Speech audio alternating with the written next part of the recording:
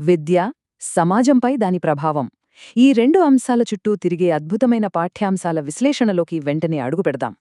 ముందుగా కాళేశ్వరరావు గారి స్ఫూర్తిదాయక జీవితం, ఆ తర్వాత చంటి అనే బాలుడి అహింసా కథను క్లుప్తంగా చూద్దాం. అయ్యదేవర కాళేశ్వరరావు గారు కేవలం నాయకుడు మాత్రమే కాదు, జాతీయ సేవకే తమ జీవితాన్ని అంకితం చేసిన గొప్ప దార్శనికుడు. 1882లో మొదలైన ఆయన ప్రయాణం అతి పిన్న వయస్సులోనే సామాజిక సేవ వైపు ఎంత వేగంగా అడుగులు వేసిందో ఇక్కడ చూడవచ్చు. ఆయన స్వాతంత్ర్యం కోసమే పోరాడలేదు సుమా, అంటరానితనాన్ని ఎదురిస్తూ దళితుల రాత్రిబడులకు స్వయంగా నిధులు కూడా సమకూర్చారు. ఇక్కడో ఆశ్చర్యకరమైన విషయం, ఉమ్మడి ఆంధ్రప్రదేశ్ అంతటా ఆయన ఏకంగా 800కు పైగా గ్రంథాలయాలను స్థాపించారు. పత్రికాముఖంగా బ్రిటిష్ వారిని క్రూరమైన పెద్దపులి అని విమర్శించిన ఆయన ధైర్యం నిజంగా ఎంతో స్ఫూర్తిదాయకం, అద్భుతం కదూ. ఉప్పు సత్యాగ్రహం లాంటి ఎన్నో స్వాతంత్ర్యోద్యమాల్లో పాల్గొని పదే పదే కఠినమైన జైలు శిక్షలను సైతం ఆయన చిరునవ్వుతో స్వీకరించారు.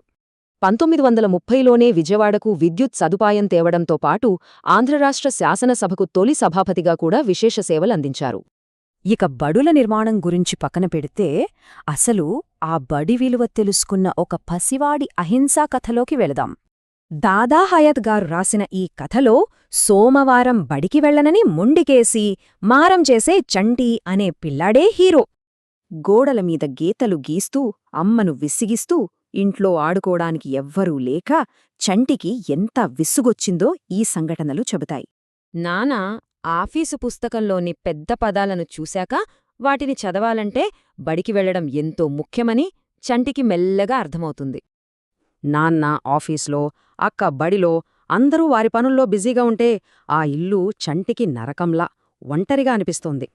సరిగ్గా అప్పుడే వాడి స్నేహితుడు హరి వచ్చి బడిలో కబడ్డీ గెలిచామని చెప్పడంతో చంటిలో బడికి వెళ్లలేదన్న బాధ మొదలవుతుంది.